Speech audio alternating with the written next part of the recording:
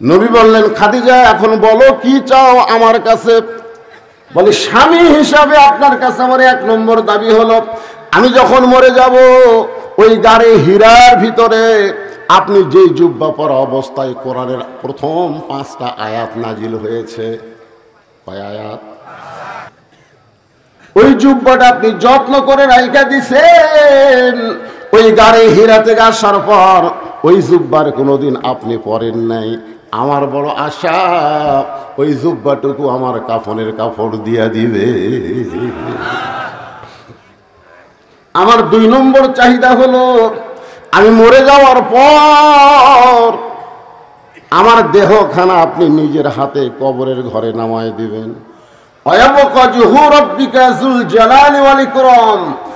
একমাত্র আল্লাহ ছাড়া পৃথিবীর সবাই ধ্বংস হয়ে যাবে।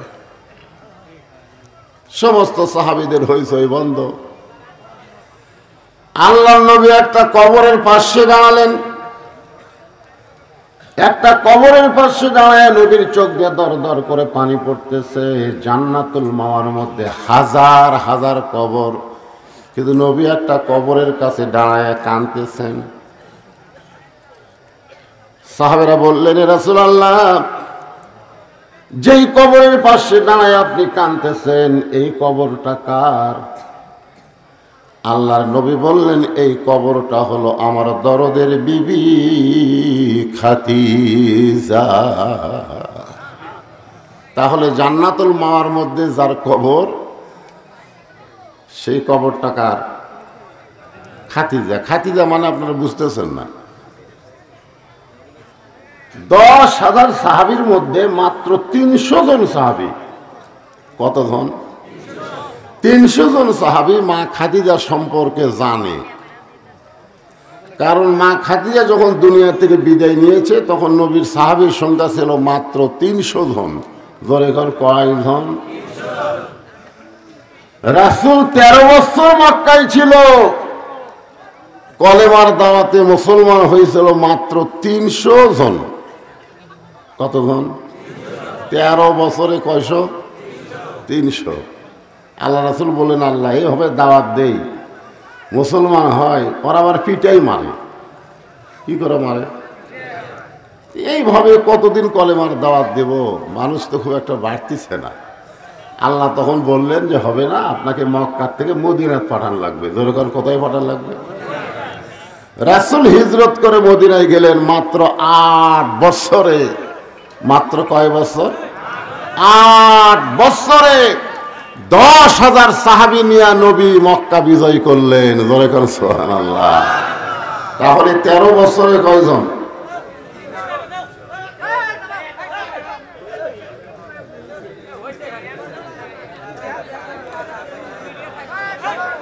কি বিপদ রে বলে। ওয়াজত যখনই টান দিব তখনই যদি হয়ে যায় করে, কেবল একটু ওয়াজত টান মারতেছি। যেরকম কি মারতেছি? টান এসে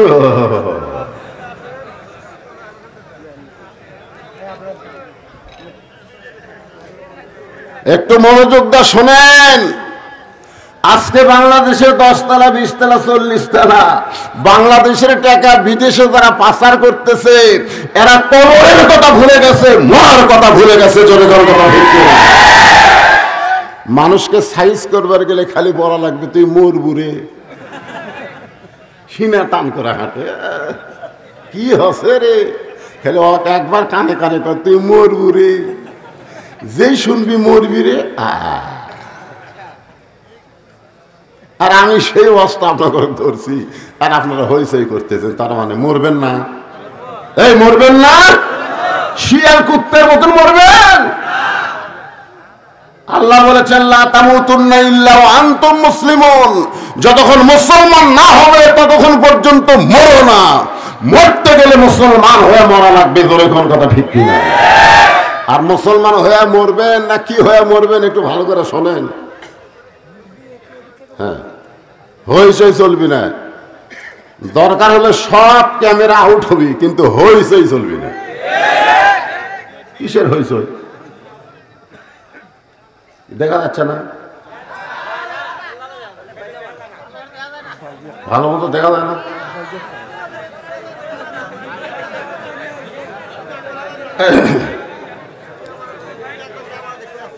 বাবা একটু ধৈর্য ধরেন, একটু চেষ্টা করেন, হ্যাঁ একটু কষ্ট কর, কি করবেন কন? এই যে মিডিয়াগুলা, এই মিডিয়াগুলা খালি আপনাকে পাইকর তলিত নাই। এখানে যদি লাইভ দেয় তো গোটা বিশ্বে যে জায়গায় মুসলমানেরা আছে প্রত্যেকটা মুসলমান আজকে পাইকর তলির ওয়াজ দেখতেছে।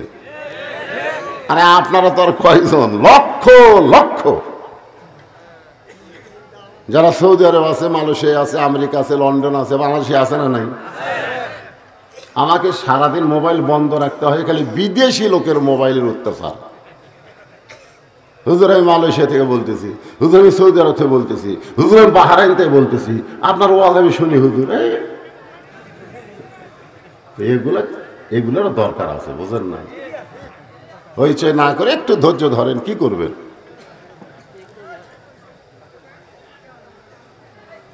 আর পিছনে বসালে এক হইচই চলতেছে, রে এই মাহফিল কমিটির ছেলেটা কোথায় গেল? যাও তো, হ্যাঁ সবাইকে একটু বসার ব্যবস্থা করে দাও। তাহলে কি বলতেছিলাম, যখন মা খাদিজা দুনিয়া থেকে বিদায় নিয়েছে তখন নবীর সাহাবীর সংখ্যা ছিল কয়জন?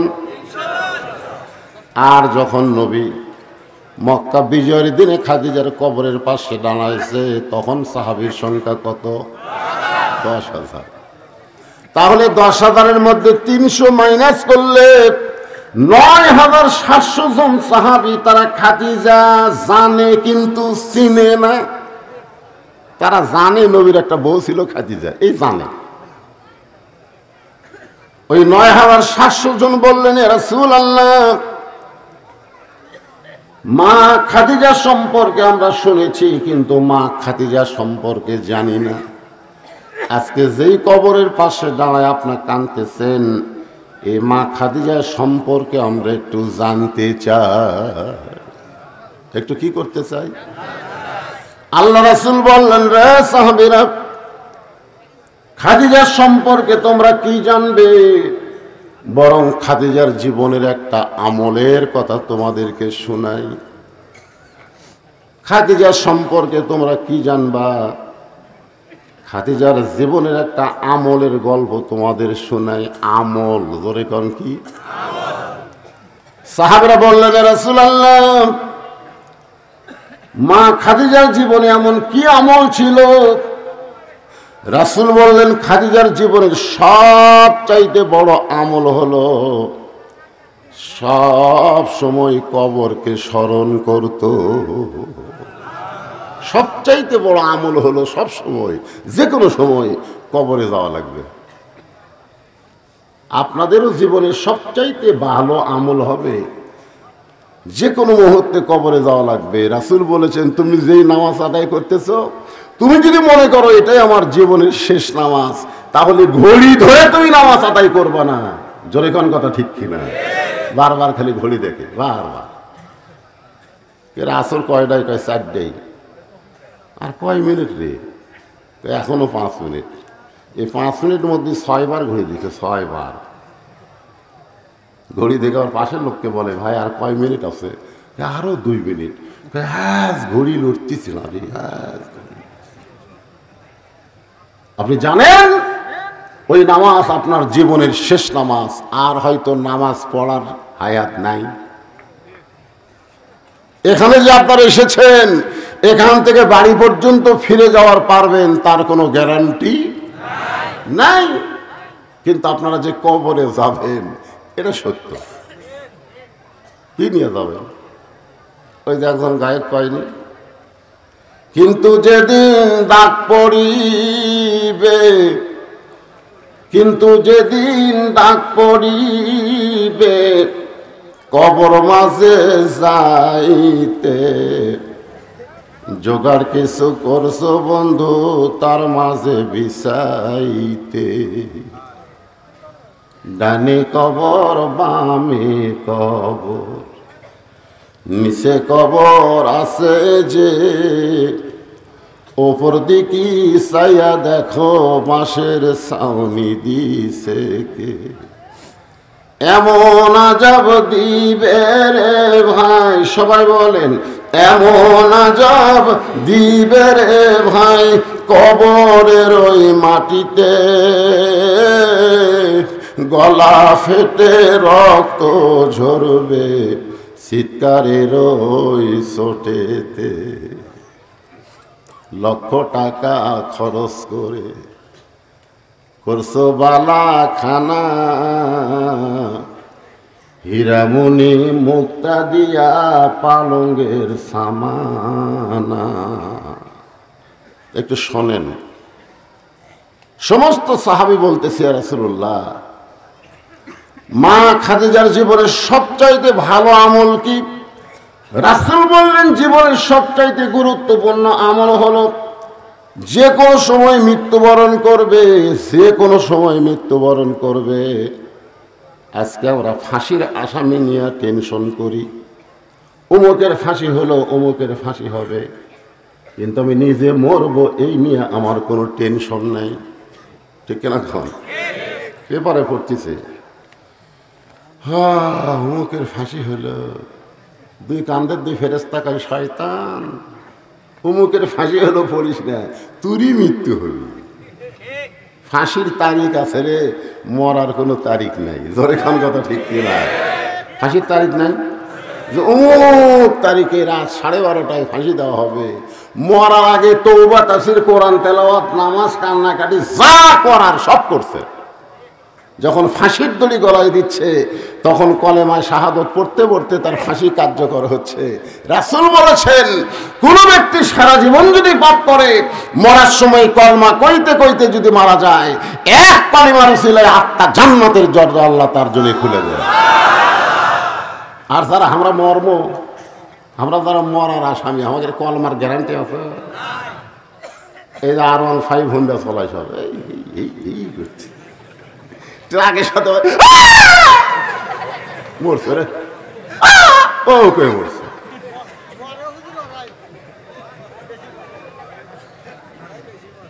তা আমরা যারা এখানে বসে আছি, আমরা সবাই মৃত্যুর আসামি। জোরে খান, কিসের আসামি? কখন মৃত্যু হবে সবাই জানি নাকি? যে কোনো সময়। আমি যেই বলবো কখন মৃত্যু হবে, বলবেন যে কোনো সময়। গভীর রাত্রে খাদিজাতুল কুবরা আল্লাহ নবীর ডান হাত কানা বুকের উপরে নিয়ে কাঁদতেছে। রাসূল বলে, খাদিজা কান্দার কারণ কি? বলে, কান্দার কারণ হলো আপনি না ঘুমাইলে আমি কোনোদিন ঘুমাই না। ওগো নবী, আপনি যখনই ঘুমান, আপনি ঘুমানোর পরে আমি খাদিজা ঘুমাই। সুবহানাল্লাহ। কি বউ রে, আপনি না ঘুমাইলে আমি কোনোদিন ঘুমাই না। নবী চমকে গিয়ে বলে, খাদিজা আমি না ঘুমাইলে আপনি কেন ঘুমান না? খাদিজা বলে, হুজুর, দুনিয়াতে কোনো মেয়ের যখন বিয়া হয় তখন মেয়েকে স্বামীর হাতে তুলে দেয়। এই দুনিয়াতে যত মেয়ে মানুষের বিয়া হয়েছে, বিয়া হওয়ার পরে বউকে কার হাতে তুলে দেয়? কিন্তু আপনার সঙ্গে আমার যখন বিয়া হলো, আমি খাদিজার হাত আপনার হাতে কেউ তুলে দেয় নাই, বরং আপনার চাচা আবু তালেব আপনার দুই হাত আমার দুই হাতের উপরে উঠে দিয়ে বলে, খাদিজা আজ থেকে আমার এতিমের দায়িত্ব তোমাকে দিয়ে দিলাম। শিশুকালে মইরা গেছে মা, গর্ভে থাকতে মরছে পিতা, নবী চোখে দেখলেন না। কে করিবে লালন পালন, কে করিবে লালন পালন, কে দিবে সান্ত্বনা? এই দুনিয়ার বড় এতিম নবী ছিলেন একজনা। হুজুর, বিয়ের সময় যখন আপনার দুই হাত আপনার চাচা আমার হাতে তুলে দিয়েছে, সেদিন থেকে আমার দায়িত্ব হলো আপনি না ঘুমাইলে আমি ঘুমাই না। জোরে কোন সুবহানাল্লাহ। ওগো নবী, আপনি যখন ঘুমায় গেছেন, এমন সময় আমি ঘুমের দোয়া পড়লাম, আল্লাহুম্মা বিইসমিকা আমুতু এই আপনারা পড়েন না? এই ছেলেরা, এই যুবকেরা, এই তোমরা তো কানের মধ্যে হেডফোন দিয়ে গান শুনতে শুনতে ঘুমাও, দরজা জানলা বন্ধ করে দিয়ে মোবাইল চালু করে অশ্লীল ভিডিও দেখো, সকালবেলা বন্ধুর কাছে গল্প করো, আজকে রাত্রে না দেখছি ভাই। কেউ দেখেনি, কেউ দেখেনি, দরজা জানলা বন্ধ করে দেখছি রে, দুই কান্দের ফেরেশতা কয় শয়তান, কেউ দেখেনি তো আমরা ঘুম পাচ্ছি। খালি যদি আমাদের ঈমান থাকতো, ফেরেশতারা লিখতেছে, আল্লাহ দেখতেছে, এই বাংলাদেশে কোনো অন্যায় হতো না। জোরে কোন কথা ঠিক কি?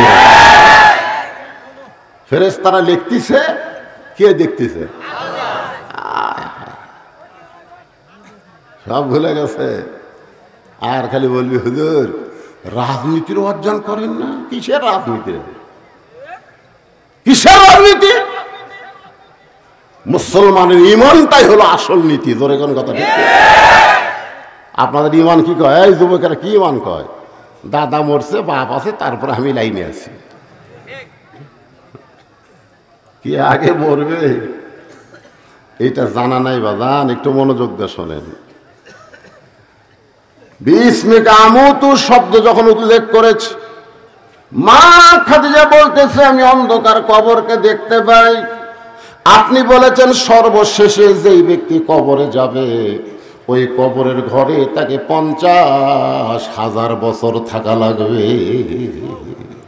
সর্বশেষে যেই ব্যক্তি কবরে যাবে, কয় বছর? যেই কবরে কোনো আলো নাই, যেই কবরে কোনো বালিশ নাই, যেই কবরে কোনো খেতা নাই, যেই কবরে কোনো চাদর নাই, যেই কবরে কোনো সঙ্গী নাই, ওই অন্ধকার কবরে 50,000 বছর কেমনে থাকবো, এই চিন্তায় আমার চোখে ঘুম ধরে না। সবসময় চোখ দর দর করে পানি পড়ে। সঙ্গে সঙ্গে আল্লাহর নবী খাদিজার কপালে একটা চুমা দিলেন। সুবহানাল্লাহ। আল্লাহ রাসূল বলেছেন, তোমাদের বিবির কপালে তোমরা যদি একটা চুমা দাও, তোমাদের আমল নামায় একটা ওমরা হজের সওয়াব হবে। সুবহানাল্লাহ। কারা করলো? যারা বিয়ে করেনি তারা।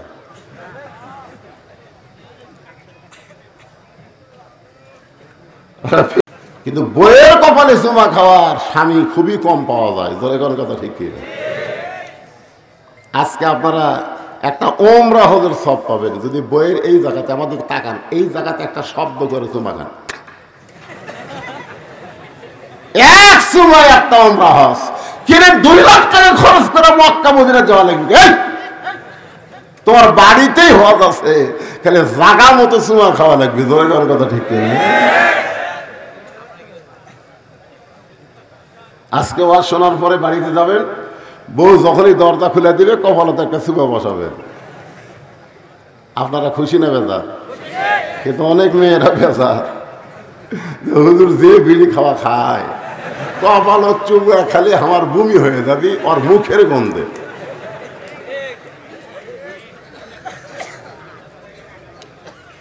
এই জন্য যারা বিড়ি খান, চুমা খাওয়ার আগে বড়ই পাতা চাবাবেন। ধরে কোন কি পাতা? একটা গান আছে, বড়ই পাতার গরম জলে শোয়া মশারির তলে। মানুষ মইরা গেলে ওই মানুষকে যখন গোসল করানো হবে, তখন বড়ই পাতা দিয়া গরম পানি করা লাগবে। ধরে কোন ঠিক কিনা? বড়ই পাতা আপনি চাবাবেন, আপনার মুখের দুর্গন্ধ আল্লাহ দূর করে দিবে। সুবহানাল্লাহ। জোরে কর না কে? এটা নবীর সময় থেকে হয়ে আসতেছে, আজকের কথা না। আল্লাহর বান্দার একটু মনোযোগ দেন। সঙ্গে সঙ্গে রাসূল খাদিজার কপালে একটা চুমা দিয়ে বললেন, খাদিজা, ওই আল্লাহর শপথ করে বলতেছি, ঈমান গ্রহণ করার পর আপনি আল্লাহর সঙ্গে যে সম্পর্ক গড়ে তুলেছেন, আল্লাহ আপনার কবরকে জান্নাত বানায়া দিবে। আর কোনো টেনশন আছে? কিন্তু কি কইছে? এইটাই তো চিন্তার কথা, যে ঈমান গ্রহণ করার পরে আপনি আল্লাহর সঙ্গে যে সম্পর্ক গড়ে তুলেছেন, তাহলে আমাদের সম্পর্ক করতে হবে কার সাথে? আরো জোরে বলে। আল্লাহর সাথে সম্পর্ক করতে গেলে 1 নম্বর ইবাদতের নাম হলো নামাজ। যারা নামাজ নাই তার সম্পর্ক নেই। পরশুদিন এক নেতা বলতেছে, হুজুর বর্তমান প্রধানমন্ত্রী 564টা মসজিদ করছে, মডেল মসজিদ।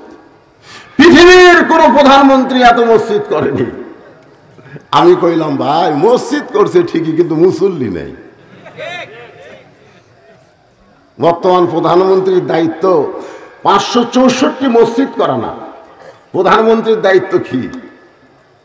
আল্লাহ কোরআনে বলেছেন, আল্লাযীনা ইম্মাক্কান্নাহুম ফিল আরদ, যখন কোন মুসলমানকে জমিনের ক্ষমতা দেওয়া হয় তাকে পর্দা সেতু নির্মাণ করা, মাদক মুক্ত যুবক করা, বাল্য বিয়ে বন্ধ করা, 564 মসজিদ করা, এগুলো একটাও দায়িত্ব না। 1 নম্বর দায়িত্ব হলো আকামুস সালাত, নামাজ কায়েম করা। কথা ঠিক কিনা? আগে নামাজ কায়েম করো। নামাজ কায়েমের ধান্দা নেই, মসজিদ বানাস। মসজিদের লোক হয় না। আমার এলাকার এক লোক হুজুর কিছু টাকা দেওয়া লাগবে। আপনি কৃষক ভাই, দোতলা করা লাগবে হুজুর, মসজিদে আর মুসল্লি আসতেছে না, দোতলা করা লাগবে। আমি বললাম, দোতলাই করা লাগবে, এত মুসল্লি হয় হুজুর? আমি বললাম, ফজরের খবর কি? এক কাতারি হয় না। জোহরের খবর কি? কয় হাট বাজারত গেছে। আসরের খবর কি? কয় চা খাওয়ালে ব্যস্ত আছে। মাগরিবের খবর কি? কয় কোনো মতে। এসার খবর কি? কয় ফজরও যায়, এসাও যায়। তো মসজিদের মধ্যে আছে কয় কাতার? কয় 9টা। তো 9টার মধ্যে একটাই হয় না, তাহলে দোতলা করবে কেন? তখন বলতেছে, ওই যে জুম্মার দিনে সবার শেষে এসে আগে যায়, ওই শালাকের জন্য দোতলা করা লাগতেছে। জুমার নামাজ নামাজ না, 5 ওয়াক্ত নামাজ হচ্ছে নামাজ। জোরে কোন কথা ঠিক কি না? লাইলাতুল মিরাজে আল্লাহ তাআলা রাসূলকে জুমার নামাজ দেয়নি, 5 ওয়াক্ত নামাজ দিছে। খাদিজাতুল কুবরা মুস্কি মুস্কি হাসে, আল্লাহ রাসূলের হাত ছাড়ে না। রাসূল বললেন, খাদিজা, আল্লাহর সঙ্গে যে সম্পর্ক গড়ে তুলেছেন, আল্লাহ আপনাকে জান্নাত দিবে, এরপরেও আপনি আমার হাতটা কেন বুকে ধরে আছেন? খাদিজা বললেন, রাসূলুল্লাহ, আল্লাহ আমাকে জান্নাত দিবে আমার বিশ্বাস হয়, কিন্তু আপনার কাছে যদি কিছু চাই আপনি কি আমারে দিবেন না? সঙ্গে সঙ্গে নবী বললেন, নাউজুবিল্লাহ, নাউজুবিল্লাহ, নাউজুবিল্লাহ। কয়বার? যেই খাদিজা বলতেছে, আপনার কাছে যদি কিছু চাই আপনি কি আমাকে দিবেন না? সঙ্গে সঙ্গে নবী 3 বার নাউজুবিল্লাহ বললেন। নবী বুঝাই দিলেন, খাদিজা, ইমানদার বান্দা বান্দি যারা একমাত্র আল্লাহর কাছে চাবে, তারা আল্লাহ ছাড়া অন্য কারো কাছে চাওয়া যাবে। তাহলে যারা বলতেছে আমার দয়াল বাবার দরবারেতে কেউ ফিরে না খালি হাতে, আমি শুনলাম আপনাদের পাশে ঢেকুরিয়া না, এই ঢেকুরিয়া এক বক্তার দাওয়াত দিচ্ছে, যেই বক্তা সরাসরি শিরক করেছে। আল্লাহর ধন নবীরে দিয়া, আল্লাহ আছে গায়েব হইয়া, নবীর ধন খাজানিয়া শুয়া আছে আজমিরে, কেউ ফিরে না খালি হাতে খাজারে তোর দরবারে। এই নাউজুবিল্লাহ একজন করলেন, একজন করেন কেন মুসলমান? কতগুলো জায়গায় আসতে বললে হবে না। বউ যদি স্টার জলসা বাংলা দেখে আর আপনি যদি আস্তে আস্তে কোন লক্ষ্মী, ও লক্ষ্মী, লক্ষ্মী হিন্দু করে চ্যানেল দেখো না লক্ষ্মী, এটা আস্তে করে খাওয়া আসা 1.5 হাতা লাঠি দেওয়া লাগবে। আমি মুসলমান, মসজিদে এশার নামাজ আদায় করলাম, আর আমার ঘরে হিন্দু করে হরি হরি লোলো পূজা বাঁচতেছে, আমার বউ স্টার জলসা বাংলা দেখবে, সেই বলতে বাদ দিয়ে দরকার হলো আর একটা বিয়ে করবো। ধরে তোর কথা ঠিক না? সব জায়গাতে আসতে কথা, কেউ ফেরে না খালি হাতে খাবারে তোর দরবারে, এটি আসতে নাউজুবিল্লাহ করে চলবে? নবী বললেন নাউজুবিল্লাহ, নাউজুবিল্লাহ, নাউজুবিল্লাহ। খাদিজা বললেন হুজুর নাউজুবিল্লাহ 3 বার বলার কারণ কি? আল্লাহর নবী বললেন আল্লাহ ছাড়া ইয়াকা নাবুদু পড়েন, ইয়াকা নাবুদু ওয়া ইয়াকা নাস্তাঈন। আমরা ইবাদত করি কার? তাহলে আমরা চাবো কার কাছে? খাদিজা বললেন হুজুর আমি আপনার কাছে যে 3টা জিনিস চাইব, সেই 3টা জিনিস যদি আল্লাহ দিবার না পারে তাহলে চাইয়া লাভ কি? আমি যে 3টা জিনিস আপনার কাছে চাবো, কয়টা? সেই 3টা জিনিস যদি আল্লাহ দিবার না পারে তাহলে আমি চাইয়া কি হবে? রাসূল চুম করছে কেন? আল্লাহ দিবার পারবি না, এরকম চাওয়া কি আছে? খাদিজা বললেন হুজুর মনে করেন আপনার সাথে আমার বিয়ে হয়নি, গভীর রাত্রে তাহাজ্জুদ পড়ে আমি বলতেছি আল্লাহ আমার পেটে তো একটা বাচ্চা দাও। আপনি বলেন তো আল্লাহ কি আমার পেটে বাচ্চা দিবি? রাসূল বললেন আল্লাহ দিবার পারবি কিন্তু দিবি না। একজনকে আল্লাহ দিয়া বিপদত পড়ছিল, তার নাম হলো মরিয়ম। ধরে কোন তার নাম কি? আইরে বিপদ। সমস্ত জনগণ জাকারিয়া আলাইহিস সালামকে ধরছে, এই জাকারিয়া আলাইহিস সালাম কিন্তু মরিয়মের আপন খালু। তারপরে সন্দেহ করে বলতেছে এই জাকারিয়া মারছে দৌড়। আল্লাহ কয় জাকারিয়া দৌড়ে আসে, আল্লাহ কাম করলে তুমি আর পিটুন খামো আমি। মরিয়মের পেটে বাচ্চা কে দিছে? আরো জোরে আল্লাহ বলে জাকারিয়া সাক্ষী থাক, কিয়ামত পর্যন্ত আর কোনদিন কোন নারীর পেটে স্বামী ছাড়া বাচ্চা হবে না। এজন্য 14 ফেব্রুয়ারি ভ্যালেন্টাইন ডে। বিয়ার আগে অনেকের পেটে বাচ্চা আসে, ধরে কোন কি আসে? কেউ যদি বলে তোর ফেরত বাচ্চাকে আল্লাহ দিছে,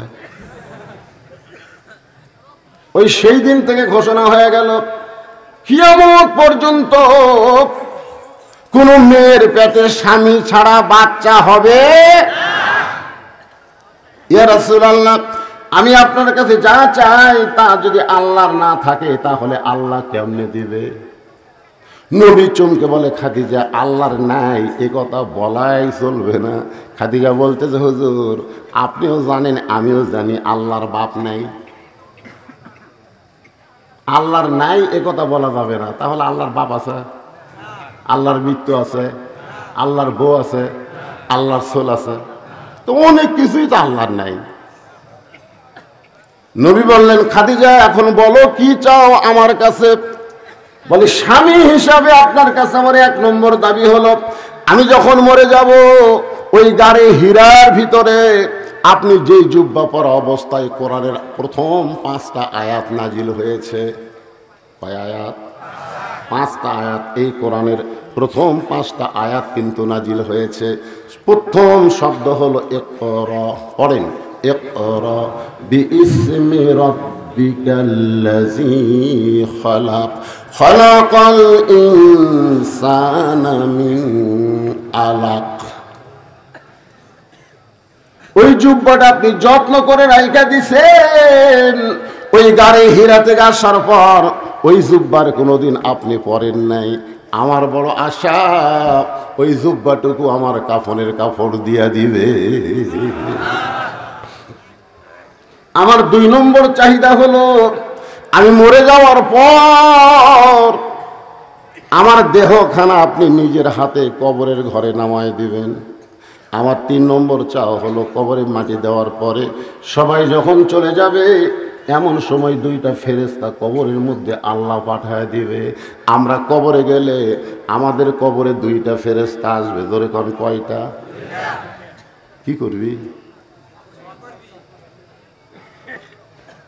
প্রথম প্রশ্ন হবি তুই কোন দল? মান রব্বুকা। ফেরেশতা আসিয়া যখন জিজ্ঞাসা করিবে দিন কি তোমার মাবুদকে, বা তখন কি বলিবে? এই গানটা গাইলে গুনাহ হবে না? এই যুবকের এই মনির খানের বহু গান গাও, আমাকে হিরো আলমও গান কয় রে। তো এই গানটা গাইলে কি গুনাহ হবে? তাহলে আমার সঙ্গে বলো, ফেরেশতা আসিয়া যখন জিজ্ঞাসা করিবে দিন কি তোমার মাবুদকে, বা তখন কি বলিবে আল্লাহ বিনে নাই রে মাবুদ। সবাই বলেন আল্লাহ বিনে নাই রে মাবুদ। জবানে তাই বলো রে বলো মুখে, আল্লাহ রাসূল সবে বলো। মুনকির নাকির তিনটা প্রশ্ন করবে, আমি উত্তর দিবার পারবো না, আমার পক্ষ থেকে আপনাকে উত্তর দেওয়া লাগবে। সঙ্গে সঙ্গে নবী খাদিজার কপালে আর একটা চুমাতে বলে, খাদিজা ওই আল্লাহর শপথ করে বলতেছি, আমার আগে যদি আপনার মৃত্যু হয় তাহলে আপনার তিনটা চাওয়াই আমি পুরা করব ইনশাআল্লাহ। কি বলছে? না না, তার আগে কি বলছে? আমার আগে যদি আপনার মৃত্যু হয়। এখান থেকে বোঝা গেল কে কখন মরবে এটা আল্লাহর নবীও, কিন্তু হামাকের মধ্যে কিছু লোক জানে না, খাড়া হওয়ার পারে না, ঠিক মতো দাঁড়াবার পারে না, দুইজন মাজা ধরে থাকে, তারপরও হাত দিয়ে ডাকে আর গায়ে খেলা হবি জোরে কথা। আরে পাগলা, পাঁচতলা তুঠে 1.5 লাখ টাকার খাট, 12,000 টাকার কম্বল পৌষ মাসের দিনে ওরে তামানে দিয়ে কয় আমার বাড়ি আমার ঘর, আমাকে নামাইকে, আমাকে নামানোর কেউ নাই। দুই কান্দে দুই ফেরেশতাকে আল্লাহ ই কি কইল? ওই কয় আমার বাড়ি আমার ঘর, আমাকে নামাইকে, এ কথা কি ঠিক? আল্লাহ বলতেছে একটু ধৈর্য ধর, জনগণক নামান লাগবে না। রাত 3টার সময় একটা ভূমিকম্প হচ্ছে, জোরে কর কি কম্প? ওই এত ফোর্সে নামছে যে কম্বলের মধ্যে লঙ্গি খুলে আছে, ওটাও পড়ার টাইম পাইনি। ফেরেশতাকে আল্লাহ নামাইলা তাই কয়ে ন্যাংটা করে নামাইলা। মানুষের কোনো অহংকার করার সুযোগ নাই। যারা মৃত্যু পথযাত্রী, যে কোনো সময় মৃত্যু হবে, তাদের অহংকারী কোনো কথা বলা যাবে না। কোনো অহংকার চলবে না। রেজাল করিম কাউসারি ভোগ হয়ে গেছে, 2টার দিকে আসবে, দুধ গরম করে থো। একই সাথে ওয়াজ, একই থানায় বেলকুচি, আমি এক সাইডে এক সাইডে। আমারই কয় ভাই আপনি কয়টায় উঠবেন? আমি বললাম 10টায় উঠবো। আপনি কয়টায় উঠবেন? ওই 10টার দিকে। পর্দার মোড়ে গিয়ে কিন্তু একসাথে চা খাবো। আমি ওয়াজ শেষ করে মোবাইল আমার বাজলো, রেজাল করিম না কাউসারি কল থেকে, মোবাইল থেকে কল করছে। আমি সালাম দিয়ে বললাম ভাইজান আপনি কি টেস্ট থেকে নামছেন? ইতিমধ্যে তার সাহাবী বলতেছে হুজুর এনায়েতপুর হাসপাতালে মারা গেছে। অহংকার করে পাও ফেলাও। একটু মনোযোগ দিয়ে শুনবেন। আল্লাহর নবী বললেন আমার আগে যদি আপনার মৃত্যু হয় তাহলে আপনার 3টা চাওয়াই আমি পুরা করব। এই কথার দ্বারা নবী বুঝাই দিলেন কে কখন মরবে এটা আল্লাহর নবীও জানে না। মা খাদিজা দুনিয়া থেকে বিদায় নিলেন। দুনিয়া থেকে বিদায় নেওয়ার পরে নবী তাকায় দেখে খাদিজার পেট থেকে 4টা মেয়ে। ধরে কোন কয় মেয়ে? আপনারা মেয়েগুলার নাম জানেন? নবীর মেয়ের নাম আপনারা জানেন না। শাহরুখ খানের মেয়ের নাম জানে, নবীর মেয়ের নাম জানে। নবীর 4টা মেয়ে, একটা হলো জয়নাব, জোরে বলেন নাম কি? একটা হলো রোকেয়া, নাম কি? একটা হলো কুলসুমা, নাম কি? আর একটার নাম সবাই জানে, কারণ প্রত্যেক জুমার দিনে ইমাম সাহেব বলে সাইয়্যিদাতুন নিসায়ে আহলিল জান্নাহ ফাতেমাতুজ জোহরা। এই নামটা সবাই জানে, কে জানে না? আজকে এক ভাই আমাকে বলতে তো হুজুর পরিবেশ খুব একটা ভালো না, খালি ফাতেমার ওয়াজ দিয়ে যাবেন। কার ওয়াজ? 4টা মেয়ে কানতেছে নবীর। নবী তাকায় দেখে তিনটা মেয়ে শব্দ করে কাঁদতেছে। কুলসুম আর রোকেয়া জয়নাব এরা শব্দ করে কাঁদতেছে আর বলতেছে, আমার মা মইরা গেছে রে, কোথায় গেলে মাকে পাবো বলে দাও না আল্লাহ রে, এই আমার মা মইরা গেছে রে। মেয়েরা কিন্তু এরকম করে কান্দে কান্দে কান্দে না, আমার বাবা মইরা গেছে রে, মরার আগে খাট দিবার চাছিল, সেই খাট আমাকে দিবে কে, এই আমার বাবা মইরা গেছে রে। মরার আগে কি দিবার চাইছিল? তখন বড় ভাই যায়, কয় কান্দিস না, বাবা যেটা দিবার চাইছিল সেই খাট আমি দেব রে। তখন আবার বলতেছে, বাবা আমার মইরা গেল, বড় ভাই খাট দিল, এখন খাটের তোষক দিবি কে, আমার বাবা মইরা গেছে। তখন ছোট ভাই যায় বলতেছে, পাগলি কান্দিস না, তোষক বালুস চাদর ফাদর যা লাগে সব আমি দেব। তখন সাইডে দেয় বলতেছে, মানুষ বুড়া হলে তো মরবি। নবী তাকায় দেখে তিনটা মেয়ে তার বিনায় কি করে কাঁদতেছে, কিন্তু একটা মেয়ে ফাতেমা তার চোখ দিয়ে শুধু পানি পড়তেছে, কিন্তু জবানে কোনো শব্দ না। দুই চোখ দিয়ে শুধু পানি পড়তেছে, কিন্তু সে যে কাঁদতেছে তার কান্নার জবানে কোনো শব্দ নেই। রাসূল চারটা মেয়ের ভিতর থেকে ফাতেমাকে ডাক দিলেন, ফাতেমা একটু ঘরের মধ্যে আসো। ফাতেমা যে মাত্র ঘরের ভিতরে, আল্লাহ রাসূল বললেন, ফাতেমা তোমার মা দুনিয়া থেকে বিদায় নেওয়ার সময় আমাকে ওসিয়ত করে গেছে। ফাতেমা বলে, বাবা কি ওসিয়ত? ওসিয়তটা হলো তোমার মাকে তোমার গোসল করান লাগবে, তোমার মাকে তোমাকে কাফনের কাপড় পরান লাগবে। ওসিয়ত করেছে তোমার মা, তুমি নিজে একাই গোসল করান লাগবে, তোমার মাকে কাফনের কাপড় পরাতে হবে, তোমার অন্য কোনো বোনকে সঙ্গে নেওয়া যাবে না।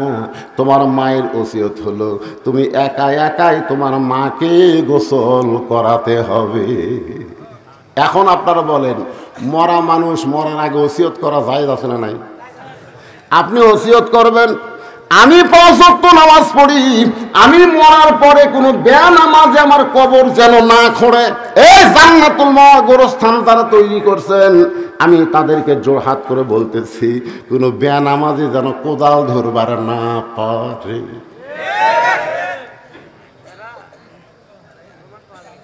কি শালারা এক ওয়াক্ত নামাজ পড়ে না, পড়া যায় কবর খুঁড়তেছে। খালি কবর খুঁড়তেছে না, জানেন কবর খোঁড়ার জন্য 1 প্যাকেট সিগারেটও লিছে। সিগারেট টানতেছে আর কোদাল মারতেছে। ফেরেশতা কয়, আল্লাহ ই কি পুকুর খুঁড়তেছে না কবর খুঁড়তেছে? হ্যাঁ, একটা কবর খুঁড়তে খুঁড়তে মানুষ আল্লাহর ওলি হয়ে যায়। জোরে কোন কথা ঠিক কিনা? আর এরা কবর খুঁড়তে খুঁড়তে সীমার হয়ে গেছে, সীমার। আমি এক জানাজার ইমামতি করছি, ইতিমধ্যে 2 জন তো বলছে, হুজুর আমরা কবর খুললাম আর আমার কোনো বার্তা আপনি জানাজা বললেন। আমি কইলাম, ভাইজান মাইকিং করা হয়েছে জোহরের নামাজের পরে জানাজা হবে, তো জোহরের নামাজ হয়ে গেছে, জানাজা করলাম। তোমরা কি জোহরের নামাজ পড়ছো? আমরা জোহরের নামাজ না পড়ি, কিন্তু জানাজা পড়বো। চাপাত খালি জুতা দিয়ে লাত্তি মারা দরকার। জোহরের নামাজ পড়িসনি, তোর কিসের জানাজা? জানাজা হলো ফরজে কিফায়া, সবাইকে আদায় করা লাগবে না। গ্রামের 10 জন জানাজা পড়ে কবর দিলেই জানাজা হয়ে যাবে, কিন্তু 5 ওয়াক্ত নামাজ হলো ফরজে আইন, এটা একজন মুসলমান বাদ দিবার পারবে না। জোরে বলুন। আরে ঠিক ঠিক করতেছি, ডুবে গেলায়। নামাজ ধরা লাগবে কখন? নামাজ ধরা লাগবে কখন রে? বুড়া হলে 7 বছর বয়স থেকে নামাজের তালিম দেওয়া লাগবে, আর 10 বছর থেকে ঘাড় ধরে মসজিদে দিয়ে দেওয়া লাগবে। জোরে জোরে কথা ঠিক। 7 বছর থেকে কেমনে নিয়ত করবি, কেমনে হাত বানবি, কেমনে রুকু করবি, কেমনে সেজদা করবি, এই নামাজের তালিম দেওয়া লাগবে। আর 10 বছরও যাবার না চলে আর ঘাড় ধরা লাগবে। চ চ, আমি তোর বাপ, আমি নামাজ পড়ি, তুই পড়বি না কেন? আনফুসাকুম আহলিকুম নারা, জাহান্নামের আগুন থেকে বাঁচতে গেলে শুধু বাবা একলা নামাজ পড়ে বাঁচবে না, তার সন্তানকেও নামাজ ধরাতে হবে। জোরে কোন কথা ঠিক কিনা? আপনি মরার আগে ওসিয়ত করবেন, মসজিদের মুয়াজ্জিন যেন আমাকে গোসল করায় দেয়। আল্লাহ রাসূল বলেছেন, হাসরের ময়দানে একজনের মাথা সবচাইতে আমার উপরে থাকবে। সাহাবেরা বললেন, ইয়া রাসূলুল্লাহ, আপনার মাথার উপরে কার মাথা থাকবে? রাসূল বললেন, সেই ব্যক্তি হলো হযরত বেলাল। হাসরের ময়দানে মুয়াজ্জিনের মাথা আল্লাহ উঁচু করে দিবে। শুধু মুয়াজ্জিনের মাথা উঁচু করবে না, তার মাথায় একটা কুদরতি আল্লাহ নূরের টুপি পরায়া দিবে। তাহলে আপনি মরে গেলে আপনাকে মুয়াজ্জিন গোসল করাবে, এই ওসিয়ত করার দরকার আছে না নাই? দরকার হলে মুয়াজ্জিনকে ৫,০০০ টাকা হাদিয়া দিবেন, যে ভাই কখন যে মরম আমি জানি না, আমি মরে গেলে অন্য কেউ তখন চান্স না পায়, তুই আমাকে গোসল করাবো। ঠিক আছে? এরকম ওসিয়ত করার দরকার আছে না নাই? আল্লাহ রাসূল বললেন, ফাতেমা, তোমার মা তোমাকে ওসিয়ত করেছে, তোমার মাকে গোসল করাতে হবে, তোমার মাকে কাফনের কাপড় পরাতে হবে, তোমার অন্য 3টা বোনকে সঙ্গে নেওয়া যাবে না। মা ফাতেমা মায়ের ওসিয়ত পূরণ করার জন্যে নিজেই গিয়া মাকে গোসল করায় দিলেন। গোসল করানো যখন শেষ হয়ে গেছে, এমন সময় ফাতেমা ঘরের মধ্যে ঢুকে বলে, বাবা, এখন আমার মাকে কাফনের কাপড় পরাতে হবে। কাফনের কাপড়ের কি ব্যবস্থা করেছেন? এমন সময় আল্লাহর নবী ওই জুব্বাখানা বের করে ফাতেমার হাতে দেয়। ফাতেমা ছোট বাচ্চার মতন কান্দে। রাসূল বলে, ফাতেমা কান্দো কেন? বলে, কান্দার কারণ হলো আমার মা মরার সঙ্গে সঙ্গে আপনি মাকে ভুলে গেছেন। ও বাবা, দুনিয়ার দোকানে কি নতুন কোনো কাপড় নাই? মক্কার দোকানে কি নতুন কোনো কাপড় নাই? এই নতুন কাপড় না দিয়ে এই পুরাতন জুব্বা কেন দিচ্ছেন? ওগো বাবা, আমি মায়ের মুখে শুনেছি, আপনি যখন মক্কার রাখাল ছিলেন, আমার মা তখন মক্কার ধনবতী রমণী ছিল। সুবহানাল্লাহ। হ্যাঁ, মক্কার সবচাইতে ধনবতী। একদিন খাদিজা ফাতেমাকে বলতেছে, ফাতেমা, তুমি আমার বিয়ার খবর জানো? তো ফাতেমা মুচকি মুচকি আসে আর বলে, মা, যখন আপনার বিয়া হয়েছিল তখন আমি কোথায় ছিলাম? খাদিজা বলতেছে, তখন তো তোর জন্মই হয়নি রে। তো জন্ম যদি না হয় তাহলে আপনার বিয়ার খবর কি আপনি জানবো? খাদিজা বলতেছে, তাহলে জানার দরকার নেই। সঙ্গে সঙ্গে ফাতেমা খাদিজার হাত ধরে বলে, মা, অবশ্যই আপনার বিয়া কোনো দারুণ খবর আছে, একটু মেহেরবানি করে বলেন। খাদিজা বলতেছে, তাহলে শোনো, তোমার বাবা তখন আমার বাড়িতে রাখালি করতো। জোরে কোন কি করতো? যেই বলছে রাখাল, সঙ্গে সঙ্গে ফাতেমা দৌড়ে এসে খাদিজার মুখ চেপে ধরছে। মুখ চেপে ধরে বলতেছে, মা, খবরদার আমার বাবাকে রাখাল বলবেন না। আপনার বলেন তো, মেয়েরা বাপকে বেশি ভালোবাসে না কম ভালোবাসে? খাদিজা, জি, আচ্ছা, আপনাদেরকে সব লাইন ইয়ে করে ক্লিয়ার করে তারপরে, হ্যাঁ, এই একটা মাইক দেন তো, এখানে মাইক দেন। এমপি সাহেব আসতে পারে না, কিন্তু আপনাকে একটু শুভেচ্ছা বিনিময় করবে, আপনাকেরই এমপি। একজনও যদি ওঠা বসা করেন, যে আলোচনা চলতেছে এরা শুনবেন না? হ্যাঁ, মনোযোগ দিয়ে শোনা লাগবে, জান, কারণ বাড়ি পর্যন্ত যাওয়ারই গ্যারান্টি নাই রে, বাড়ি পর্যন্ত যাওয়ারই গ্যারান্টি নাই। এই পিছন দিক থেকে ওঠা বসা শুরু হলো কেন? একজন উঠবেন না। আপনাদের এমপি সাহেব খুব লম্বা কথা বলবে না, খুব ভদ্র মানুষ। এর আগে মোবাইলে 2-4টা মাহফিলে শুনছি, সামান্য 2-4 মিনিট কথা বলে ইনশাল্লাহ উনি আপনাদের শুভেচ্ছা বিনিময় করবেন। তারপর ইলাহা ইল্লাল্লাহ। কি হলো, যারা ফাঁকা জায়গাগুলো পুরো করে সামনে আসেন, ওরা আবার ফিরে আসবে ইনশাল্লাহ। আপনার সামনের দিকে চলে আসেন। লা ইলাহা ইল্লাল্লাহ, লা ইলাহা ইল্লাল্লাহ, লা ইলাহা ইল্লাল্লাহ মুহাম্মাদুর রাসূলুল্লাহ সাল্লাল্লাহু আলাইহি সাল্লাম। যেই মাত্র মা খাদিজা বলেছেন, তোমার বাবা আমার বাড়িতে রাখালি করত, কি করত? সঙ্গে সঙ্গে ফাতেমা মায়ের মুখ চাইপা ধরে বলতেছে, মা যে কথা একবার বলেছেন ওই কথার দুইবার বলেন না। এ কথার দ্বারা বোঝা গেল ছেলেদের চাইতে মেয়েরা বাবাকে বেশি ভালোবাসে। সোনাল্লাহ কন্যা কে ভালোবাসে, ছেলে না মেয়ে? আপনাকে তো ছেলে মেয়ে আছে, কিন্তু আমার তো আল্লাহ ছেলে দেয়নি, খালি মেয়ে। তা আমার কাছে মেয়েরা যখন টাকা চায়, জানেন, আমি একটা সামান্য পারিবারিক কথা বলি। আমার মেয়ে 3টা ঘরের মধ্যে ঢুকে ওরা মাথা নিচু করে দাঁড়িয়ে থাকে। আমি বললাম, মা কি খবর? তো বলছে, আপনি যদি বুঝা থাকেন। তা আমি 3 জনকে 300 টাকা দিলাম, দিয়ে বললাম, মা হলো? ওরা চলে যাচ্ছে। মা হলো? সেটা আপনার বিবেচনা। তখন আরো 200 টাকা দেই, ওরা হাসতে হাসতে চলে যায়। আমি আমার ভাইকে বললাম, ভাই তোমার তো ছেলে মেয়ে দুটাই আছে, তো ছেলেরা যখন টাকা চায় তখন কিভাবে চায়? তোমাকে সরাসরি টাকার কথা কয় না, ঘরে তো সে খাড়া হয়ে থাকে। তখন আমার ভাই রাগ করে বলতেছে, শালার লাগবে 100 চাই 1000। আমি সেই দিনে বুঝলাম ছেলে আর মেয়ে এর মধ্যে তফাৎ আছে না নাই? যেরকম আছে না নাই? আপনি মেয়ের বাড়িতে যাবেন, মেয়ের বাবাকে বলতেছি, যাওয়ার পর থেকে আপনার সামনে খাবার দেওয়া শুরু হয়ে যাবে। আপনি যদি হঠাৎ বলেন আজকে আমি বাড়িতে যাব, মেয়েটা সামনে দাঁড়ায় বলবে, মা বাবা একটা রাতের জন্য থাকেন।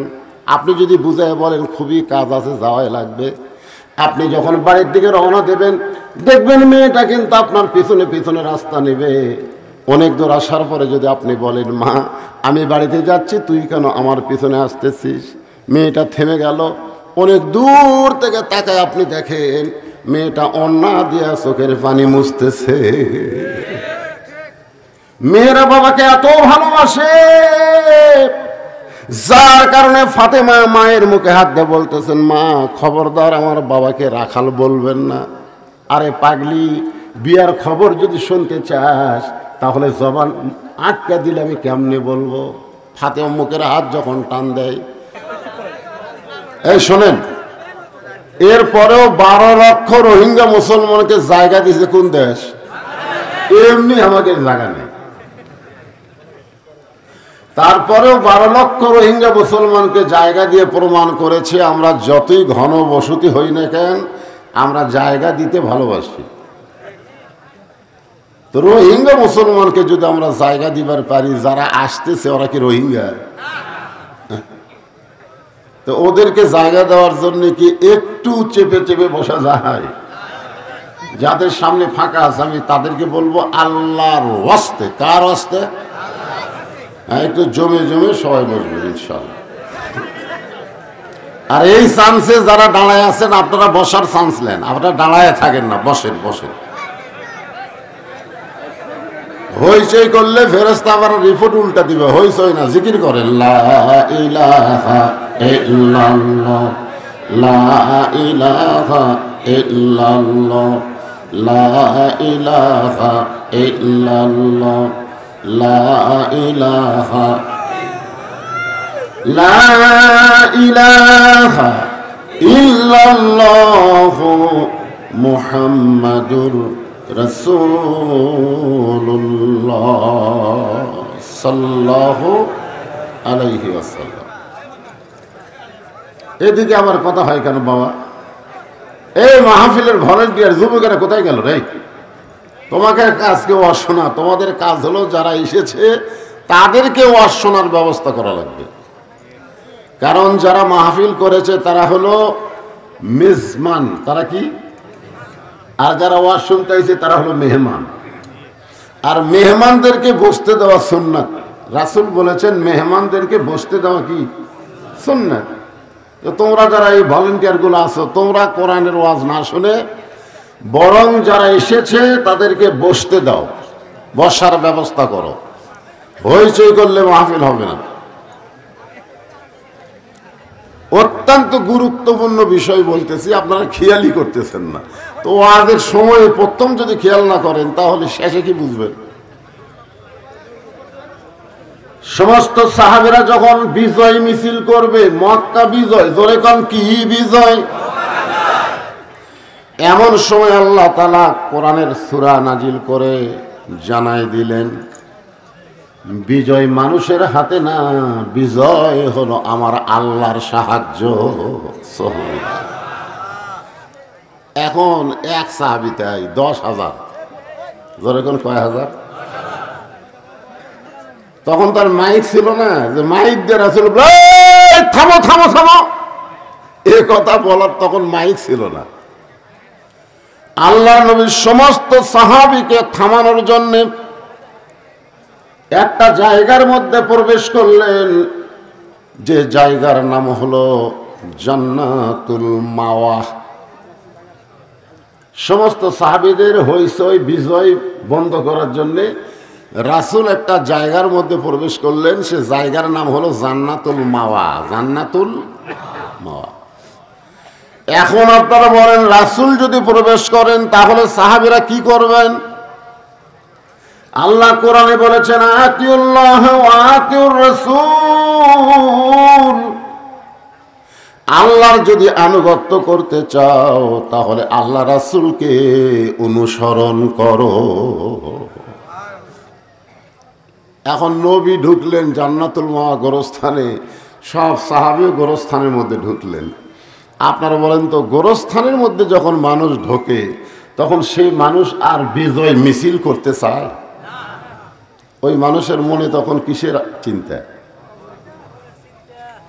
মিশে মায়ায় বন্দি থাইকা করলাম কত খেলা, পশ্চিমে তাকিয়া দেখো তোমার জীবনের ডুইবা গেল বেলা।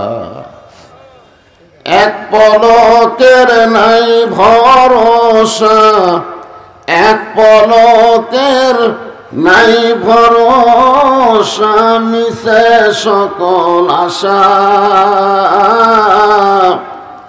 কখন বুঝি দারুণ ঝড়ে তোমার ভাঙবে দেহ বা